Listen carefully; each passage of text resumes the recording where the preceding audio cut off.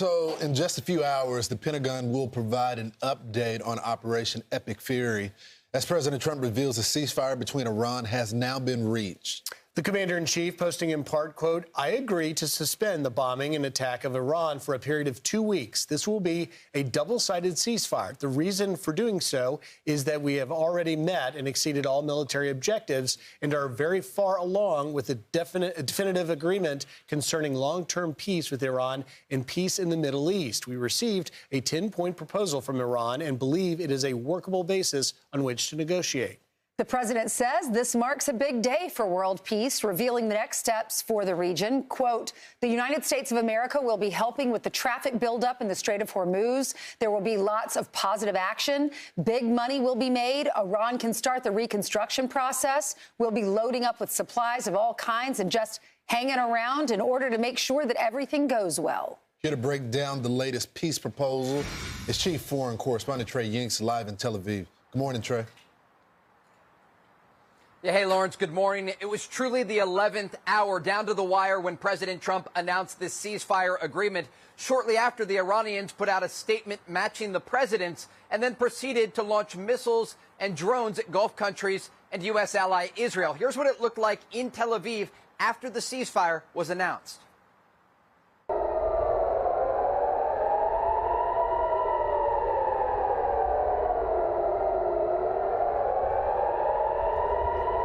What you just saw there was an Iranian ballistic missile with a cluster warhead, those bomblets raining down on Israel's second largest city of Tel Aviv. This came after the ceasefire was announced by President Trump and an indication that it will take time to get this agreement in place.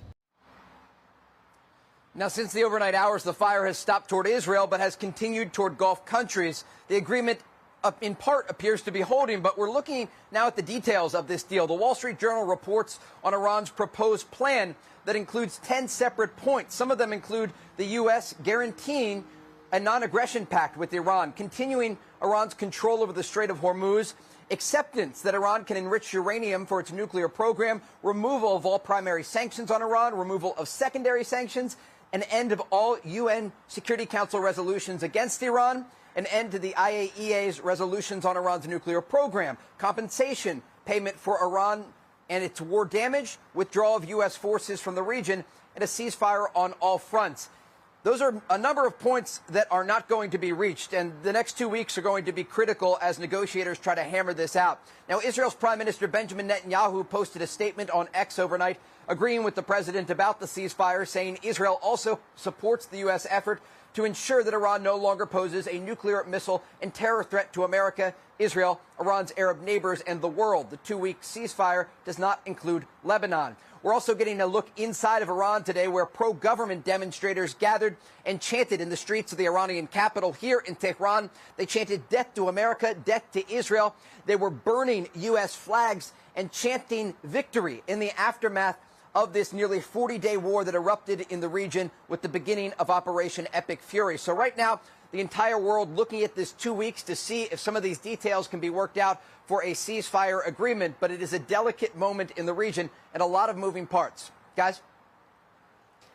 Hey, Trey, so you obviously were reporting there on strikes that were still coming into Israel. There are reports that strikes are still happening in the region. What can you tell us about that?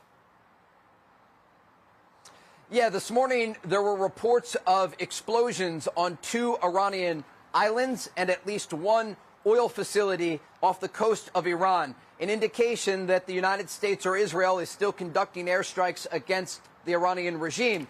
But it also comes amid new incoming fire toward Gulf countries. Both Kuwait and the UAE have reported dozens of ceasefire violations. We're talking about drones and missiles being launched over the Persian Gulf toward these countries. And so it raises questions about if this ceasefire is actually in place, if this is an issue of getting the command down to some of these lower IRGC officials in the south of the country. But what we have seen in the aftermath of that announcement by President Trump is a variety of ceasefire violations by the Iranians that has included ballistic missile fire toward Israel and drone and cruise missile attacks toward Gulf countries.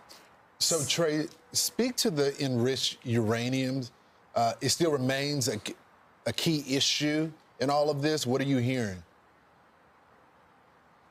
Yeah, I've been talking with Israeli officials this morning, and they have been relatively quiet, simply responding, we need to get the job done. They raise a lot of questions about Iran's enriched uranium and questions about if this will be able to be addressed at the negotiating table. They pointed out that nothing has changed from the early days of Operation Epic Fury. And you'll remember U.S. Special Envoy Steve Witkoff talking about how the Iranians first entered into negotiations before this war began, saying that they had enough highly enriched uranium to create 11 nuclear bombs. Israeli officials are asking, where is that enriched uranium? And if the United States believes that as a result of these 2 weeks, they'll be able to get a deal that addresses this nuclear threat. One official said, we don't want Iran to turn into North Korea. And there are serious questions that still remain about the ability to secure that highly enriched uranium, the main reason that this operation began. Trey, there are two things in the 10-point proposal that are really the biggest red flags, according to all the articles I've read and according to us.